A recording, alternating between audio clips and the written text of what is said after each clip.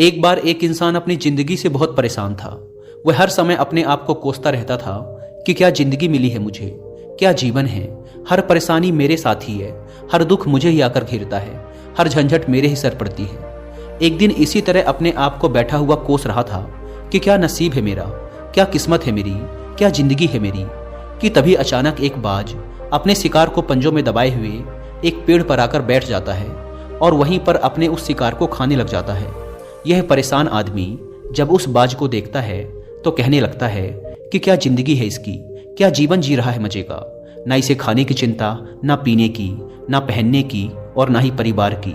शिकार करता है और मस्त खुली हवाओं में कभी इधर घूमता है, कभी उधर घूमता है, सारे दिन आसमान में उड़ता रहता है।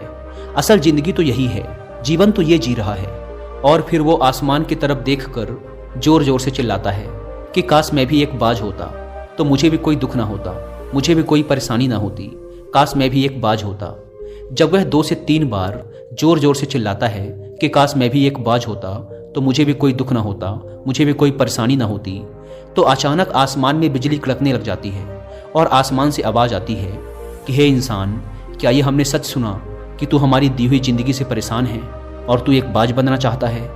तो इस आकाशवाणी को सुनकर यह इंसान हैरान रह जाता है और आसमान की तरफ देखकर कहता है कि हाँ, मैं सच में अपनी इस जिंदगी से बहुत परेशान हूँ, क्योंकि हर परेशानी मेरे साथ ही है, हर दुख मुझे ही है, हर तकलीफ मेरे ही साथ है। तो आसमान से फिर आवाज आती है कि हे इंसान, एक बार फिर सोच ले, हमने तुझे बड़ी प्यारी जिंदगी दी है, लेकिन अगर फिर भी तू चाहता है कि हम तुझे बाज बना दें तो हम तुझे बाज बना देंगे। लेकिन अगर एक बार हमने तुझे बाज बना दिया तो फिर हम तुझे बाज से इंसान दोबारा नहीं बनाएंगे। तो यह आदमी तुरंत जवाब देता है कि मैंने अच्छी तरह से सोच लिया है कि मुझे बाज ही बनना है, और एक बार बाज बनने के बाद मैं दोबारा कभी नहीं कहूँगा कि मुझे इंसान बनना है। तभी ऊपर से आवाज़ आती है कि जैसे तुम्हारी इच्छा, और वह इंसान बाज बन जाता है। बाज बनते ही वह इंसान खुली हवाओं में उड़ने लगता है, कभी उड़ता हुआ इधर चला जाता है, कभी उड़ता हुआ उधर चला जाता है, और सोचता है क्या मज़े की ज़िंदगी है। असल ज़िंदगी तो यही है, ना कोई चिंता, ना कोई परेशानी, ना कोई डर। वह सारा दिन ऊंचे आसमान में उड़ता रहता है, 2-3 मिनट पंख मारता है, उसके बाद पंख मारना बंद कर देता है और लंबे समय तक हवाओं में तैरता रहता है। इसी तरह हवाओं में तैरते हुए शाम का समय नज़दीक आ जाता है तो वह सोचता है कि मेरे पास रहने का एक ठिकाना भी होना चाहिए, मेरा अपना एक घर होना चाहिए जहाँ मैं रात में आराम कर सकूँ। तो यह सोचकर वह छोटी छोटी लकड़ियाँ इकट्ठा करने लग जाता है और एक ऊंचे पेड़ पर अपना घोंसला बनाने लग जाता है। एक एक लकड़ियाँ इकट्ठा करके वह अपने लिए एक सुंदर सा घोंसला तैयार कर लेता है और रात में उसी में सो जाता है और सोचता है सुबह उठकर शिकार भी करूँगा और सुबह उठकर फिर से मौज मस्ती भी करेंगे, खुली हवाओं में उड़ेंगे। सुबह होते ही वह शिकार की तलाश में निकल पड़ता है, हवाओं में उड़ता रहता है। ऊपर से जाकर देखता है कि कहीं जमीन में मुझे कोई शिकार नजर आए तो मैं तुरंत जाकर उसे दबोच लूँ और वहीं पर खा लूँ। लेकिन उसे कोई शिकार नजर नहीं आता। काफ़ी समय बीत जाता है, वह लगातार ऊंचाई से शिकार को ढूंढता रहता है, लेकिन उसे कोई शिकार नहीं मिलता। फिर पास ही एक जंगल होता है, यह उस जंगल में चला जाता है, यह सोचकर कि शायद वहाँ कोई अच्छा सा शिकार मेरे हाथ आ जाए।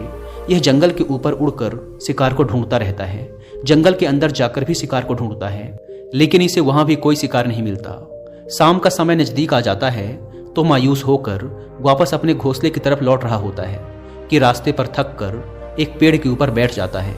जब यह उस पेड़ के ऊपर बैठा होता है तो उसकी नज़र एक बीमार चिड़िया पर पड़ती है जो कि घायल अवस्था में होती है। यह तुरंत जाकर उसे दबोच लेता है, उसके पंख निकालकर अलग कर देता है और उसे खा जाता है। उस चिड़िया को खाने के बाद वह अपने घोंसले की तरफ उड़ जाता है और रास्ते में सोचता है कि चलो बीमार चिड़िया ही सही, लेकिन कुछ तो खाने को मिला। वह अपने घोंसले पर पहुंचकर आराम करने लगता है और सोचता है सुबह एक अच्छा सा शिकार पकड़ूंगा और अपनी भूख मिटा लूंगा। जैसे ही सुबह का प्रकाश होता है यह निकल पड़ता है अपने शिकार की तलाश में। हवा में उड़ता रहता है, लेकिन आज फिर कोई शिकार इसके हाथ नहीं आता। काफ़ी समय बीत जाता है, यह ऊंचाइयों पर जाकर अपनी तेज नज़रों से शिकार को ढूंढने की पूरी कोशिश करता है, लेकिन इसे कोई भी शिकार नज़र नहीं आता। फिर यह पास के उस जंगल की तरफ चला जाता है, लेकिन इसे वहाँ भी कोई शिकार नहीं मिलता। इसी प्रकार पूरे दिन उड़ते उड़ते शाम का समय नज़दीक आ जाता है तो यह निराश होकर वापस लौटने लगता है और रास्ते में एक पेड़ पर आकर बैठ जाता है।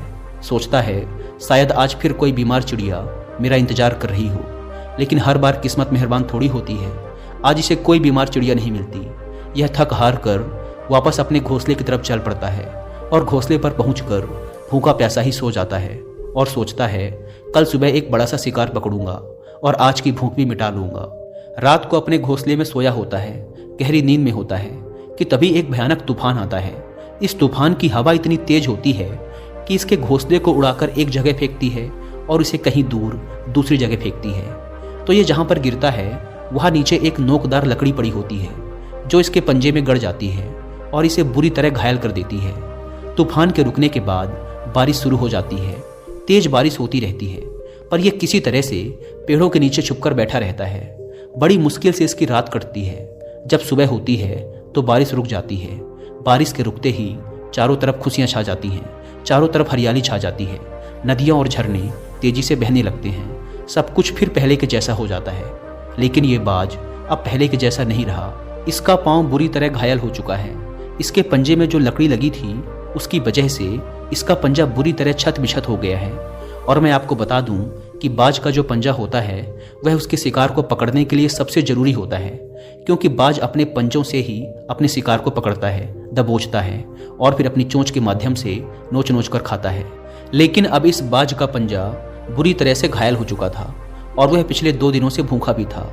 यह शिकार की खोज में थोड़ा सा उड़ता है कि शायद फिर कहीं कोई बीमार चिड़िया इसे मिल जाए, लेकिन कहाँ बार बार कोई बीमार चिड़िया मिलने वाली थी। वह कुछ देर तक उड़ता है, लेकिन फिर भूख और दर्द के मारे थक कर एक पेड़ पर आकर बैठ जाता है। वह पेड़ पर आकर बैठ तो जाता है, लेकिन उसे पता नहीं था कि यहाँ एक और मुसीबत उसका इंतजार कर रही है।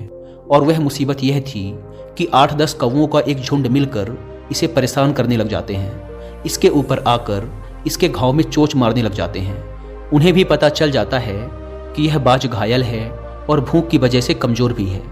यह बाज उनसे बचने के लिए थोड़ा सा उड़ता है और फिर जाकर बैठ जाता है। उनसे पीछा छुड़ाने का प्रयास करता है, लेकिन वो फिर इसके पीछे आ जाते हैं। तो यह फिर उड़कर थोड़ी दूर चला जाता है, लेकिन वो इसका पीछा नहीं छोड़ते और बार बार इसके पास आकर इसे परेशान करते हैं। कौवे अक्सर बाज के साथ ऐसा करते हैं, लेकिन फिर बाज भी उनके साथ एक खेल खेलता है। जब कौवों का झुंड बाज को परेशान करता है और उनका पीछा नहीं छोड़ता, तो बाज हवा में सीधी उड़ान भरने लग जाता है। वह तेजी से सीधा ऊपर की ओर उड़ने लग जाता है। कौवे भी उसके पीछे उड़ते हैं, लेकिन कुछ देर तक उड़ने के बाद कौवे ऐसी ऊंचाई पर पहुंच जाते हैं जहां पर उन्हें ठीक से ऑक्सीजन मिलनी बंद हो जाती है। उनका दम घुटने लग जाता है, उनकी सांस रुकने लग जाती है। तो फिर वो वहां से ऊपर नहीं जा पाते। पर क्योंकि बाज तो बादलों से भी ऊपर उड़ सकता है, इसीलिए वो तो ऊपर चला जाता है, लेकिन कौवे वहां से ऊपर नहीं जा पाते और वो नीचे आने लगते हैं। तो इस तरीके से बाज उनसे अपना पीछा छुड़ा लेता है।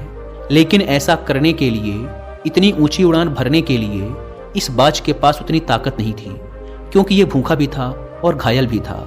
तो ये उड़ता और थोड़ी सी दूर जाकर बैठ जाता और कौवे फिर आकर इसे परेशान करने लग जाते। इसी तरह भूख और घायल हालत में एक दिन गुजर जाता है, दूसरा दिन गुजर जाता है, तीसरा दिन गुजर जाता है, लेकिन इस बाज की हालत में कोई सुधार नहीं हो रहा था। वह बद से बदतर होती जा रही थी। चौथे दिन जब ये बिल्कुल खत्म होने पर आ जाता है, इसके अंदर बिल्कुल ताकत नहीं बचती और इसका शरीर इसका साथ छोड़ने लगता है, तो यह किसी तरीके से उड़कर पास ही इंसानों की एक हॉस्पिटल होती है, उसकी छत पर आकर बैठ जाता है और वहां से आने जाने वाले मरीजों को देखता है और अपने आप से कहता है कि काश आज मैं एक इंसान होता तो ऐसे छोटे मोटे जख्मों का हॉस्पिटल से इलाज करवा लेता, या किसी को बता देता कि मैं भूखा हूँ, परेशान हूँ, मेरे साथ ये परेशानी है। लेकिन आज मैं एक ऐसा बेजुबान परिंदा हूँ जो किसी से कुछ नहीं कह सकता, किसी को अपना दुख नहीं बता सकता, किसी से कोई मदद नहीं मांग सकता। यही बात सोचकर वह उसी छत पे अपना दम तोड़ देता है। वह अपनी जान की कुर्बानी तो दे जाता है, लेकिन साथ ही साथ हमें यह सीख भी दे जाता है कि आपको जैसा बनाया गया है, आप जैसे भी हो उसी में खुश रहो और उसी में बेहतर करने की कोशिश करते रहो, ना कि इस बात से परेशान रहो कि काश मैं ऐसा होता, काश मैं वैसा होता, काश मैं ये बन जाऊं। आपको जैसा भी बनाया गया है, आप उसी में अपना सर्वश्रेष्ठ करने का प्रयास करते रहो। दोस्तों, ये कहानी तो काल्पनिक है, लेकिन हमें जीवन का एक बहुत ही महत्वपूर्ण नियम सिखाकर जाती है कि हम जैसे भी हैं अच्छे हैं, बस हमें उसी में अपना सर्वश्रेष्ठ करने का प्रयास करते रहना चाहिए। धन्यवाद।